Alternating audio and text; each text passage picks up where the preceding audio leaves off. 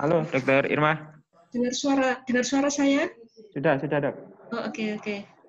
Tinggal duka ya. Ini sudah.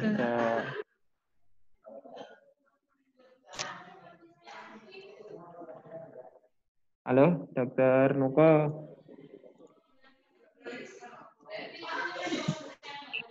Dengar nggak, Ma? Sudah masuk, Dok. Sudah ya? Sudah masuk ya. Oke. Sudah masuk. Ini sudah banyak yang menunggu, Dok. Saya buka kalau gitu. Oke. Ya. Sudah? Nah, saya buka.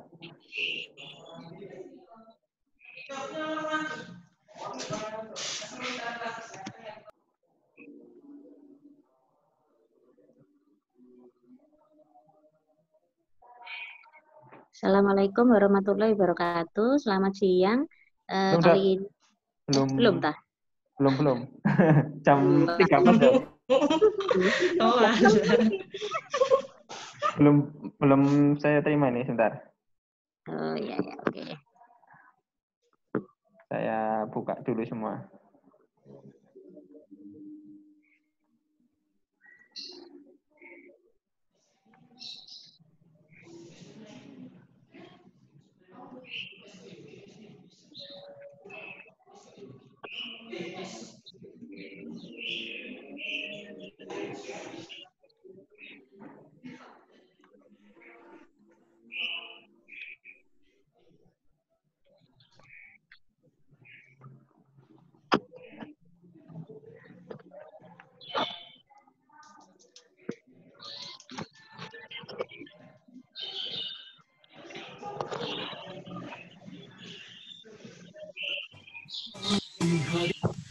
Panggilan jiwa mengabdi untuk sesama, melayani sepenuh hati, berbagi kasih di penjuru negeri.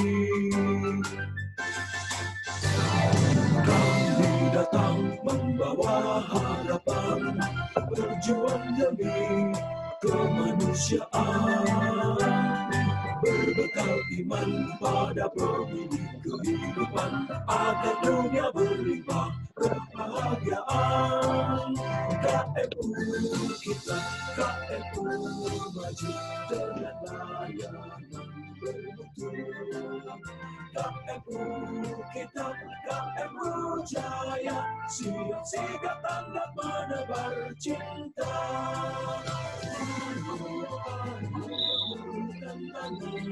Sambungkan rasa, sambungkan barisan, bergandeng tangan,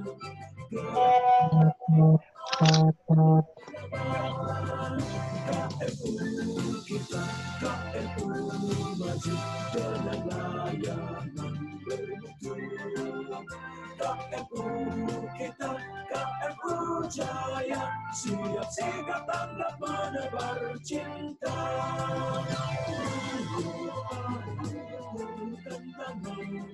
Sambungkan rasa, rapatkan barisan, ayo bergandeng tangan, gerak bersama bangun peradaban, gerak bersama bangun peradaban.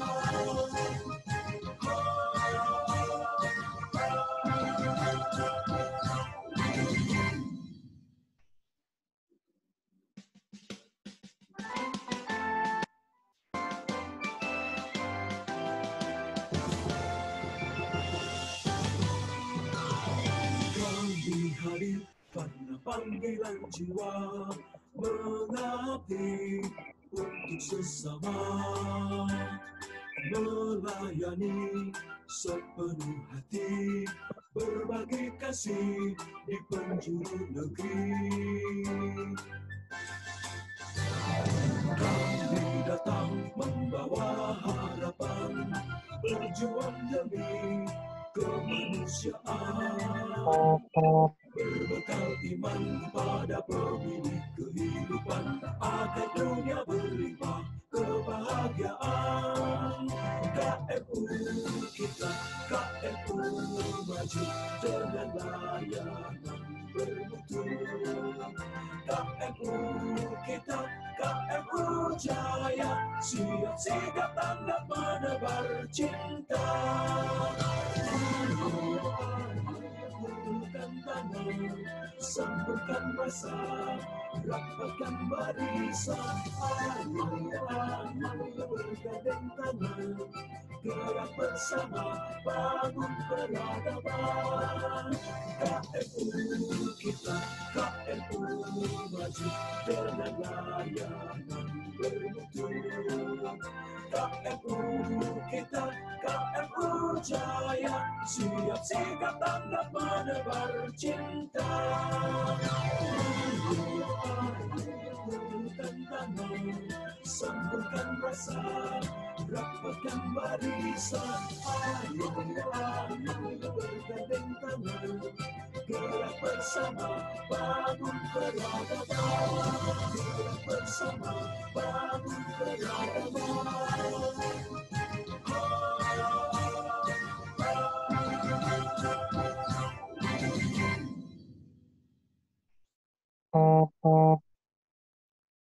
Assalamualaikum warahmatullahi wabarakatuh. Selamat siang bagi yang sudah bergabung di KMU Edu Online Course. Kali ini kami akan membahas mengenai step by step irrigation and aspiration. Kepada Dr. Irma, waktu dipersilahkan.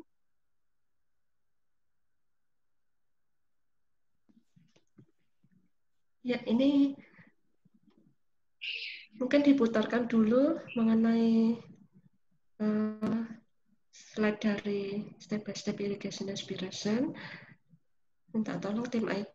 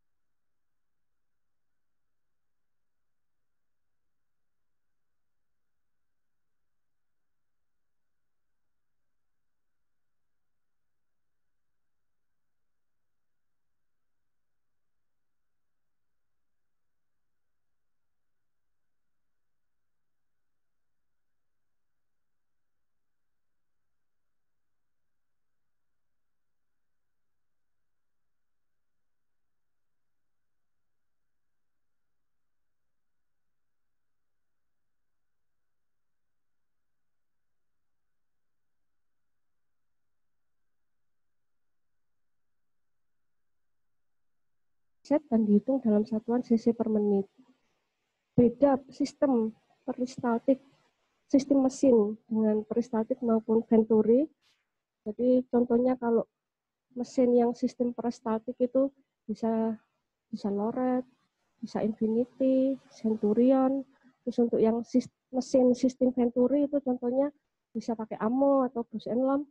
Jadi bedanya pada sistem mesin yang sistem venturi, vakum dan AFR ini tidak bisa disetting secara terpisah. Jadi ketika vakum naik, maka AFR secara otomatis akan naik. Sehingga inilah yang membuat rise time-nya lebih pendek. Sehingga kalau kita tidak sengaja mencubit kapsul posterior atau spider sign, kalau sistem mesin kita venturi, itu biasanya lebih kebablasan terjadi PCR. Karena kita belum sempat mengangkat kaki kita dari pedal 2 ke 1, belum sempat menendang kaki kita ke arah lateral kiri, sudah kemakan. Beda dengan sistem peristaltik. Kalau sistem peristaltik, vakum dan AFR bisa disetting secara terpisah. Jadi ketika vakum naik, AFR 2 menit. Bisa di AFR tidak secara otomatis akan naik. Sehingga rise time-nya lebih panjang, memberi kesempatan kita untuk lebih aman. Slide.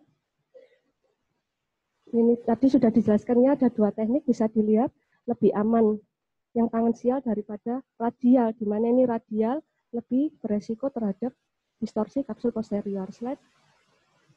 Ini keuntungan dari sistem tangensial, lebih singkat, cairannya juga lebih sedikit yang dibutuhkan dan mengurangi resiko edem kornea. Slide. Ini hanya tekniknya saja secara skematis. Ambil kortek yang di bawah kapsul anterior, tarik dengan arah melingkar, makan di tengah. Slide. Ini tadi bimanual IA, ada 2 kanul, irigasi aspirasi bisa dibolak-balik, tergantung di mana letak dari kortek yang akan diambil. Slide. Jadi kesimpulannya untuk Bepo beginner, bimanual itu lebih mudah dan lebih aman. Yang lebih direkomendasikan adalah tangensial daripada radial, IA kortek, untuk makanya bawa ke tengah dulu, baru injak pedal kita dalam, makan di tengah, dan lubang IAT baru selalu menghadap ke atas. Slide. Ya, ini tadi spider sign tadi. Slide. Ini contoh settingan IA, tapi ini bukan harga mutlak. Settingan IA di mesin, tapi bukan harga mutlak, bisa kita naikkan turunkan, tapi direkomendasikan untuk Veco beginner mulailah dengan yang settingan paling rendah, settingan yang rendah dulu, jangan langsung dinaikkan 500, misalnya ini vakum 350 dulu, kalau kurang naikkan 400, 450 boleh. Slide. Ini contoh, ini mesin Lauret, ini mesin Infinity, kita boleh, ya ini ya, sekitar 350, 425 vakumnya, bisa kita naikkan. Slide. Terima kasih. Baik, terima kasih Dr. Irma. Mungkin ada peserta yang sudah join dapat menanyakan langsung, bisa di WA group maupun di sini langsung. Mungkin saya mau bertanya dulu ke Dr. Irma, kalau pada IA cortex, kita biasanya ini ya, yang sering takut itu pada saat mengambil kortek di bawah mainport ya. Oh nih, pertanyaan saya sama kayak Dr. Fitri ya. Jadi bagaimana kalau kita masih kesulitan untuk mengambil korteks yang di subinsisi? Silakan Dr. Irma. Baik Dr. Duka, untuk tips mengambil IA subinsisi, terutama Veco beginner, pada saat yang satu mulai dari instrumen dulu, lebih baik jika menggunakan IA bimanual. Karena dengan IA bimanual kita bisa putar balik. Jadi yang irigasi dipindah ke second port, yang irigasi dipindah ke main port, kemudian yang irigasi aspirasi kita pindah ke second port, sehingga ngambilnya bisa dari second port, itu jauh lebih mudah. Terus yang kedua, mulailah IA jangan dimulai dari anterior atau samping, tapi mulailah dari subinsisi. Karena apa? Pada saat kortek itu masih penuh, kesempatan supaya korteknya terambil oleh IA tip kita lebih besar daripada ketika kortek sudah habis, tinggal subinsisi, tinggal sedikit, itu jauh lebih sulit karena nggak nyantol-nyantol. Sehingga mulailah dari awal, itu kesempatannya lebih besar, sehingga bisa terambil dari sampingnya subinsisi, itu akan ikut terambil untuk subinsisinya, atau istilahnya kanut gitulah. Kalau misalnya nggak punya instrumen untuk di manual, ada tips lain nggak? Atau dari itu tadi kita ambil dari yang lain dulu? Selain koaksial IA misalnya, jadi selain diawali dari ngambil korteknya di subinsisi sebelum ngambil ke kortek area lainnya, juga mungkin tips yang lain adalah ketika tinggal subinsisi aja korteknya, pasang IOL dulu tidak apa-apa. Itu jauh lebih aman. Ketika sudah terpasang IOL, satu, selain lebih mudah, juga lebih aman terhadap kapsul posterior. Mungkin itu tipsnya. Oke. Selanjutnya pertanyaan dari Dr. Fitri, kalau kita takut untuk mengambil dulu kortek yang di subinsisi, bolehkah kita ambil dari tempat lain dulu? Boleh. Ambil dari tempat lain dulu boleh. Biasanya pada pemula memang lebih suka mengambil di tempat lain dulu karena memang lebih mudah. Tapi ketika tinggal subinsisi biasanya kesulitan. Itu biasanya pada Veco beginner. Nah, alternatifnya ketika sudah tinggal dikit untuk memudahkan itu tadi dipasang IOL dahulu, baru tinggal dikit yang di subinsisi itu baru diambil. Bisa pakai koaksial atau bimanual, boleh. Itu lebih aman. Dan biasanya pada Veco beginner, sudah pasang IOL, sudah diambil subinsisi, biasanya masih ketinggalan sedikit. Biasanya kalau memang tidak banyak, sangat sedikit, dibiarin tidak apa-apa. Oh, baik. Kemudian kalau misalnya pada saat kita Veco ada subluxasi sedikit, kalau ada sisa kortek di sekitar subluk bagaimana ya? Pada keadaan subluxasi, baik itu kurang dari 1/4 atau 1/4 subluk, itu memang kecenderungannya, kesulitannya adalah COA-nya tidak stabil. Jadi, untuk IA kortek yang di area subluk memang sedikit lebih sulit. Satu, kalau memang bisa pasang CTR, lebih baik pasang CTR. Kalaupun sangat sedikit subluknya, tidak dipasang CTR, tidak apa-apa. Kalau sangat sedikit, sangat-sangat minimal. Tipsnya adalah isi Visco dulu. Isi Visco sampai COA penuh. Itu akan lebih memudahkan. Baru di IA kortek. Biasanya ketika sudah diisi Visco, COA-nya penuh, kita ambil kortek, kemudian biasanya COA bisa tidak stabil lagi, dangkal lagi, keluar dulu, jangan dilanjutkan, isi Visco lagi, baru diambil sisa korteknya. Itu yang mungkin yang biasanya saya lakukan. Kalau Dr. Nuka sendiri barangkali pernah mengalami kejadian seperti itu, mungkin ada tips juga dari Dr. Nuka?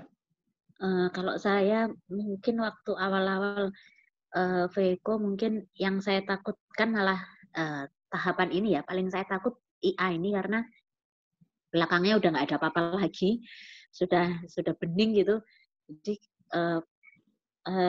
tingkat kewaspadaan dan tingkat kehati-hatian saya kayaknya lebih tinggi daripada pada saat awal-awal seperti cracking atau grooving, karena ini kan belakangnya udah bening banget, takut kalau nyubit kapsul posterior dan lain-lain. Apalagi kalau misalnya semua bagian korteks sudah diambil, kemudian tinggal tersisa yang di main insisi. Nah, itu yang pasti saya takut, karena pasti kita akan memposisikan tipnya satu agak menukik, kemudian dihadapkan ke kita. Itu kan menurut saya memang sulit ya. Cuman emang harus banyak-banyak sering-sering berlatih sepertinya ya. Kemudian Dokter Ima mungkin mungkin Dokter Ima pernah mencoba, maksudnya tips IA itu kan tadi kan macam-macam ya. Mungkin Dokter Ima dari yang bermacam-macam itu, dari yang model yang straight atau yang angle tadi, menurut Dokter Ima yang paling enak, paling nyaman untuk Dokter Ima sendiri yang mana? Atau yang paling efektif pada saat IA Cortex? Kalau berdasarkan bentuk dari IA-tipnya, kan ada yang lurus, ada yang bentuk sudut atau G-shape. Kalau untuk pemula, saya lebih nyaman bentuk yang sudut. Kenapa? Karena untuk mengambil IA Cortex di bawah kapsul anterior, kita tidak perlu terlalu menukik, lebih mudah. Kemudian kalau berdasarkan jenis bahan dari IA-tipnya sendiri, karena ada yang metal, silikon, sama yang terbaru kan polimer IA-tip. Yang jauh lebih aman adalah polimer IA-tip. Cuma yang sering kita pakai adalah yang silikon. Silikon jauh lebih bagus daripada metal. Untuk pemula hati-hati kalau pakai metal, karena metal itu ujungnya tajam, sehingga ketika mengenai kapsul posterior itu mudah menyebabkan robekan kapsul posterior. Jadi lebih aman untuk yang silikon. Kalau ada polimer jauh lebih aman lagi. Baik, kemudian ada pertanyaan selanjutnya dari Dr. Fitri, adakah tips and trick untuk latihan di rumah tentang cara memegang tip IA, terutama untuk mengambil di daerah sisi kanan untuk right-handed, karena seringkali kehilangan visualisasi dan mendorong bola mata? Iya, jadi pada Vico Beginner itu sangat penting sekali untuk tangan kita koordinasi. Kan Vico itu kan bukan hanya koordinasi tangan, tapi kaki juga, mata, telinga. Di Vico itu telinga juga main. Terus untuk latihannya, kita latihan, jadi IA-tip itu kita ibaratkan seperti pensil. Jadi kita sudah biasa memegang pensil. Nah, jadi kita latihannya bisa pakai pensil, kemudian latihan dengan cara kita bikin luwes tangannya. Usahakan pada saat latihan, lengan kita tidak bergerak. Jadi yang bergerak hanya jari-jari kita. Jadi latihan untuk supaya jari-jari kita lentur dengan berbagai arah. Dengan lentur diputar tangan kita, jari kita bisa main, tapi tanpa menggerakkan lengan kita. Karena yang sering pada Vico Beginner itu lengannya ikut bergerak, sehingga gerakannya menjadi tidak terkontrol. Ini dari Dr. Fitri, mungkin bisa diperagakan cara muter tip IA-nya bagaimana? Mungkin di dekat Dokter Ima ada pulpen. Jadi kalau ini ibaratnya IA-tip, jadi seperti kita memegang pensil atau pulpen, seperti kita gerakan menulis. Nah, jadi usahakan lengan kita tetap di tempat, jadi tidak ikut bergerak. Yang bergerak adalah jari-jari kita. Nah, kita latihan bagaimana kita memutar pensil ini ke kanan, ke kiri, akan agak menukik. Jadi yang gerak hanyalah tetap jari-jari kita, tanpa menggerakkan lengan. Karena biasanya ini ikut gerak, nah jadinya tidak terkontrol. Kalau ini gerak tapi lengannya ikut gini, jadinya tidak terkontrol gerakan kita, dan itu akan membuat satu JOA tidak stabil, juga akan cedera yang lain. Seperti itu. Kita bisa latihan dengan lebih ke sendi-sendi jari kita ya, bukan pergelangan lengan atau kita ya. Mungkin ada masukan dari yang lain, Dokter Fitri, kalau mau memberi masukan, monggo Dok. Kemudian gini Dokter. Iya, ini Dokter Fitri ini apa? Kalau boleh saya bilang, Dokter Fitri ini paling ahli dalam memposisikan tangan, koordinasi tangan, kaki. Dia paling ahli. Videonya dulu juga pernah bikin Dokter Fitri. Mungkin Dokter Fitri bisa ini Dok, sharing Dok. Silakan Dokter Fitri kalau mau memberi masukan mungkin Dok. pada prinsipnya sih sudah benar ya tadi yang Dokter Irma bilang ya. Jadi kita kalau misalnya mau memegang tip, kita memang harus latihan bagaimana cara kita menggerakkan tip itu sendiri. Tadi sudah diperagakan oleh Dokter Irma. Jadi sebaiknya walaupun misalnya sambil tidur, sambil nganggur, kita pegang pulpen, kita bisa latihan terlebih dahulu. Jadi ketika sudah masuk ke mata pasien, kita tidak bingung lagi bagaimana kita cara memposisikan tip IA itu sendiri. Dan yang kedua, jadi biasanya untuk beginner itu karena takut takut terlalu dalam ngambil korteknya, akhirnya dia anggang di luar dan untuk ke bawah kapsul anterior itu injak pedal banyak takutnya. Nah, itu hati-hati kalau kita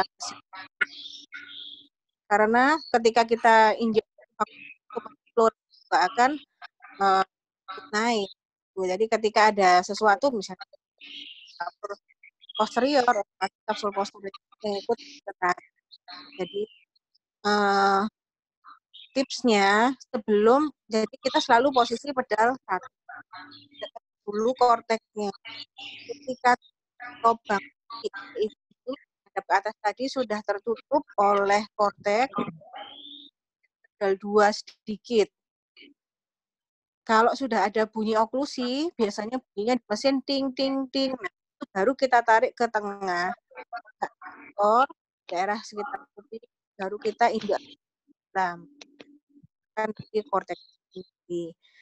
Jangan sekali-kali kita injak pedal 2 atau kita ya gasnya ditekan mentok di daerah di tepi, di bawah kapsul anterior. Karena itu ya kita bisa nyedot kapsulnya, kapsul kan juga kapsul posterior.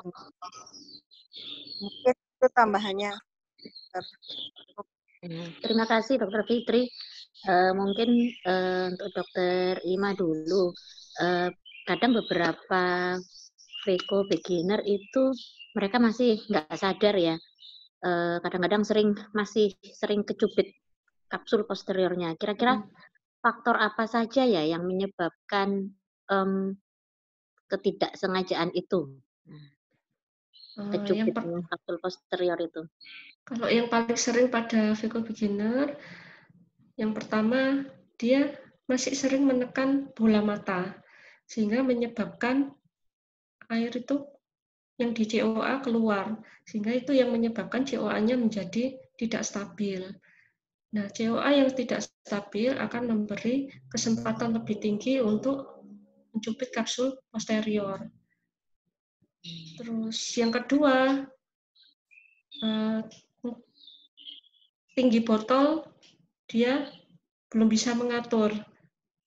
Misalnya kalau dirasa dia terlalu dangkal, dia biasanya belum tahu apakah botolnya dinaikkan atau untuk membentuk COA. Karena pada prinsipnya untuk IA yang aman, COA harus terbentuk. Kalau tidak terbentuk, cenderung akan melukai kapsul posterior. Mungkin juga dari pengalaman pribadi, saya mungkin ini ya, Dok ya, kurang fokus ya, mungkin nggak fokus.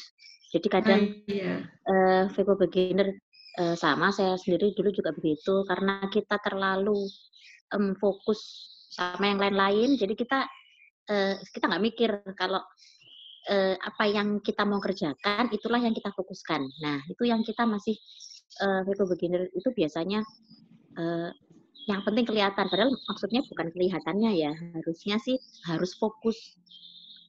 Mungkin kalau dari pengalaman saya pribadi mungkin seperti itu ya, karena kita tidak memfokuskan ke situ, jadinya kita nggak terasa bahwa kita akhirnya mencubit kapsul posterior, baru PCR, baru itu tadi ternyata kita tadi udah nyubit, nah kayak gitu. Jadi mungkin kalau pengalaman Dokter Ima sendiri dulu waktu IA awal-awal gimana Dok? Ada maksudnya highlight apa yang didapatkan Dokter Ima dulu waktu awal-awal VECO dikerjakan? Iya, jadi pada waktu awal-awal bisa dibilang kita sering mencubit kapsul posterior karena itu tadi ya fokus itu memang penting fokus. Jadi kita harus terlihat dulu apa yang mau kita ambil harus kelihatan karena seringnya pada VK beginner fokus kita belum main, belum bagus. Kaki kita juga belum bisa koordinasi dengan tangan kita. Kesulitan mengatur fokus itu juga menjadi kendala sendiri bagi VK beginner.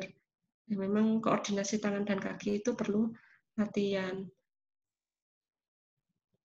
Sama mungkin ada tips dari misalnya dulu kita waktu di PPDS sama di tempat kerja sebelumnya karena mikroskopnya hanya pakai tangan aja ya dok, jadi atas bawahnya masih manual Iya. pakai tangan. Iya, mungkin ada tips bagaimana yang harus dilakukan. Ya, mikroskop memang penting. Jadi pemilihan mikroskop itu menurut saya lebih penting daripada mesin. Kalau saya disuruh milih, kamu pilih mikroskop baik, apa mesin Vico yang bagus? Kalau saya lebih memilih mikroskop. Karena untuk mikroskop yang tertentu, itu kapsul posterior tidak kelihatan. Jadi kalau jangankan pada Vico beginner, pada yang advance pun kalau kapsul posterior tidak kelihatan itu juga tidak gampang. Cuman bedanya kalau sudah yang advance dia sudah bisa mengira-ngira kira-kira dalamnya kapsul posterior seberapa. Tapi kalau pada pemula lebih kesulitan kalau kita memakai mikroskop yang kurang bagus. Jadi kalau saya disuruh memilih mikroskop atau mesin, saya pilih mikroskop. Baik.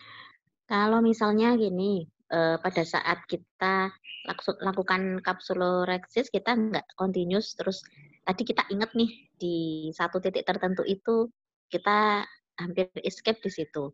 Kita nggak tahu tuh ke belakang aman apa enggak, tapi pada saat sampai makan nukleusnya, pada saat IA korteksnya, kita sepertinya aman, cuman tinggal sisa yang di dekat yang hampir robekan tadi. Itu gimana ya? Maksudnya korteksnya apa? Kita biarkan aja atau tetap kita ambil atau bagaimana? Kalau korteks itu cukup signifikan, sebaiknya diambil. Cuman kembali lagi ke fokus, kita harus bisa membedakan itu kapsul ataukah korteks. Kemudian yang kedua, pada kasus seperti itu, setelan mesin, settingannya harus diturunkan semua. Terus, karena kalau setelannya tetap tinggi, misalnya botolnya juga tetap tinggi, maka itu akan bisa memicu robekan lebih luas. Jadi selain pengaturan mesin, pada kasus seperti itu, juga untuk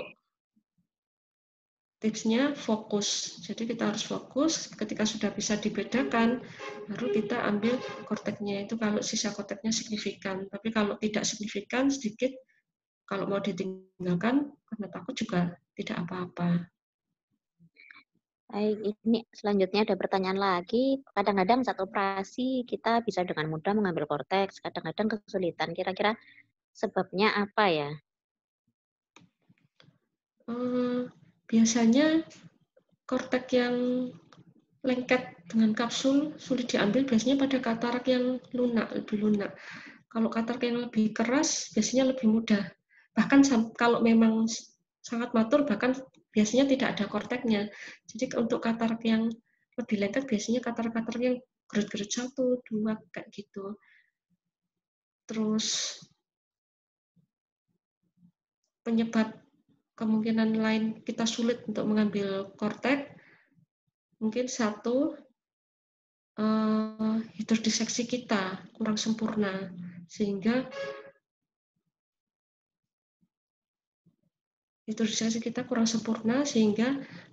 kurang terlepas antara nukleus kortek itu, sehingga lebih kesulitan pada waktu IA.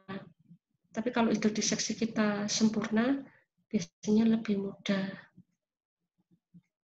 Nah, baik, ini ada pertanyaan selanjutnya. Kalau masih ada epinukleus, adakah tips untuk memudahkan IA korteksnya? Ini yang seperti yang Ya, sebelumnya tadi ya. Kalau misalnya kita katarak lunak, terus yang keambil cuma tengahnya aja, terus nanti jadi mangkok. Nah, itu kan aduh gemes banget ya. Apalagi kalau ya. udah awal-awal sendirian, nggak ada yang nemenin, kita takut. Kita coba udah turunin, kok nggak bisa. Tipsnya apa mungkin Dokter Iman? Yang pernah saya lakukan, jika epinukleusnya masih banyak berada di bawah, apalagi bentuk mangkok, satu bisa disiasati dengan kita pisahkan epinukleus itu dengan kapsul dengan cara memakai visko. Jadi pakai visko diinjekkan di bawahnya sehingga epinukleusnya bisa naik baru diambil. Atau bisa juga dengan tetap kita memakai Vekotip, bukan IA-tip, Vekotip, tapi settingannya di setting IA. Itu lebih aman. Jadi settingnya bukan setting epinukleus, tapi saya setting IA. Itu mungkin lebih aman. Terus mungkin cara yang ketiga, kita pakai settingan IA, juga memakai IA-tip juga. Tapi itu agak lama dan perlu second instrumen untuk memasukkan ke lubang IA-tip. Itu. Baik, Kalau berarti Dr. Lukas sendiri, kalau saya mungkin mungkin ada pengalaman. kalau saya mungkin sama, jadi coba dulu yang pakai Vekotip dengan tapi diturunin ya ininya parameternya. Kalau misalnya saya tetap takut dan nggak keambil juga, saya coba dengan visko diseksi yang seperti Dokter Ima tadi bilang. Jadi kita isi dengan visko antara kapsul anterior dan korteksnya, kita arahkan ke yang masih ada ininya, korteksnya. Jadi dia supaya harapannya supaya korteks yang di situ ngangkat. Nah, kalau sudah ngangkat dari belakangnya akan lebih mudah kita ambil. Cuman beberapa kali, terutama pasien yang lebih muda ya, memang itu agak sulit. Jadi ya memang dibutuhkan ekstra kesabaran dan mungkin ya memang perlu banyak-banyak berlatih dan jam terbang lebih banyak mungkin ya. Mungkin dari Dokter Fitri sendiri ada pengalaman dan masukan, Dok?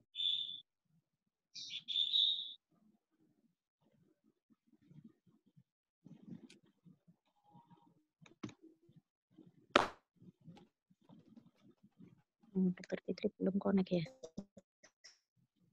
Sepertinya tadi sudah terjawab sih.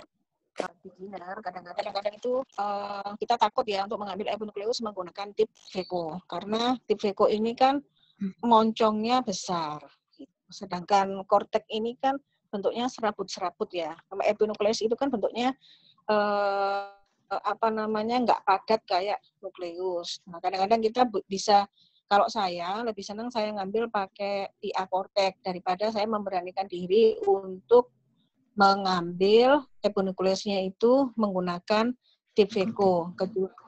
Epinukleusnya ini masih agak tebal, masih agak padat. Tapi kalau tinggal cuma selapis satu lembar, lebih aman sih menggunakan settingan IA kortek. Nah, gimana cara ngambil epinukleusnya? Jadi, kortek ini kita ambil 360 derajat dulu. Caranya kita dekatkan tip IA-nya ke arah kortek, kemudian kita tempelkan di bawah kortek bagian sisi anterior. Ketika sudah oklusi, sudah kepegang, kita tarik sedikit korteknya ke arah pupil. Tetapi tidak dimakan, tidak dihabiskan korteknya. Jadi ditarik ke tengah, kemudian kita lepas, kita geser ke sebelahnya, ambil kortek lagi, jangan sampai korteknya kemakan. Jadi kortek ini hanya untuk back itu. Jadi ditarik ke tengah sampai 360 derajat. Ketika korteknya sudah ketarik ke tengah semua 360 derajat, biasanya epinukleusnya juga akan ikut terangkat. Mungkin itu yang pertama. Yang kedua, bisa juga dengan menggunakan viskodiseksi. Itu. Nah, biasanya epinukleus ini terbentuk kalau kita melakukan hidrodelineasi. Itu. Jadi kalau saya pribadi, memang saya nggak begitu suka melakukan hidrodelineasi karena kesulitan untuk mengambil epinukleus itu lebih sulit daripada kita mengambil korteknya. Jadi yang wajib untuk VQ beginner adalah hidrodiseksinya harus sempurna. Karena kalau kita tidak sempurna, ketika kita akan mengambil korteknya juga akan kesulitan karena masih banyak yang lengket antara kortek dengan kapsul stereo. Mungkin itu Dr. Ima dan Dr. Nuka. Terima kasih banyak Dr. Fitri masukan dan ilmunya. Jadi Dr. Fitri ini sudah banyak makan asam garam di ilmu perfekoan ya. Jadi cara-cara yang bagaimana kalau nggak bisa ini ganti ini, nggak bisa itu diganti ini. Nah itu banyak sekali ilmu yang bisa didapat dari situ. Mungkin ada pertanyaan dari yang lain, masih bisa tanya. Kalau Dokter Ima sendiri, kalau misalnya pada pupil kecil, gimana kalau misalnya kita nggak yakin nih, kan pada pasien-pasien PEX atau pasien ada pasien yang lama-lama pupilnya tambah kecil, kalau kita nggak yakin masih ada korteks di situ, masih ada apa enggak, langkah yang kita lakukan sebaiknya bagaimana ya Dokter Ima? Untuk pupil yang kecil, kesulitan kita adalah di visualisasi. Jadi kita nggak kelihatan apa udah bersih atau masih ada kortek. Kalaupun ada, kita juga biasanya kesulitan untuk ngambilnya karena kehalang iris. Jadi mungkin tipsnya adalah satu, kita pakai second instrument. Kita pakai spatula atau lewat second port, kita sibak irisnya, kemudian dari main port kita irigasi. Jadi kedua tangan main, satu untuk membuka irisnya dari second port, satunya mengambil korteknya. Terus mungkin cara yang lain adalah bisa dengan memakai IA tip tapi settingan polis, itu lebih aman.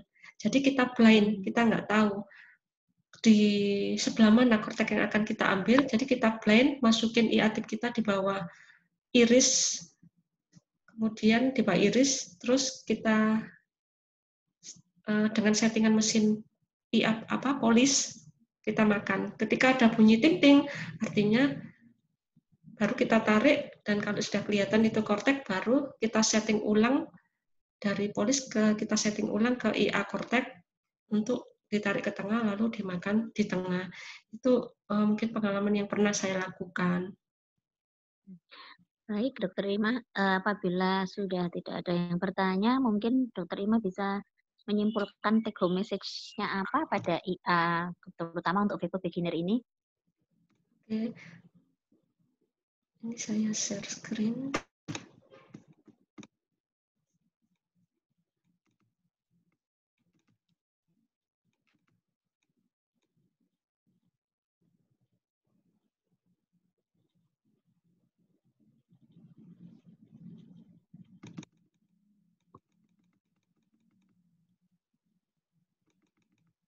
Mungkin take home message-nya adalah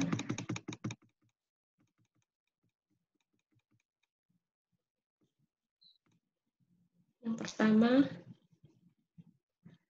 untuk pemula lebih aman dan juga lebih mudah kalau kita menggunakan tipe instrumen bimanual IAT.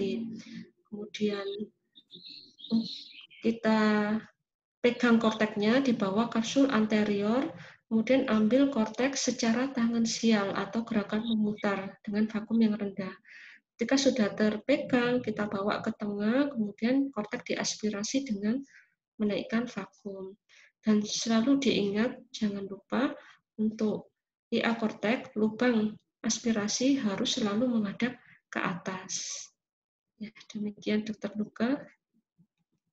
Baik, terima kasih Dokter Ima dan para peserta yang sudah join. Semoga ilmunya dapat bermanfaat. Sampai jumpa di KMU Edu online course berikutnya. Assalamualaikum warahmatullahi wabarakatuh. Waalaikumsalam.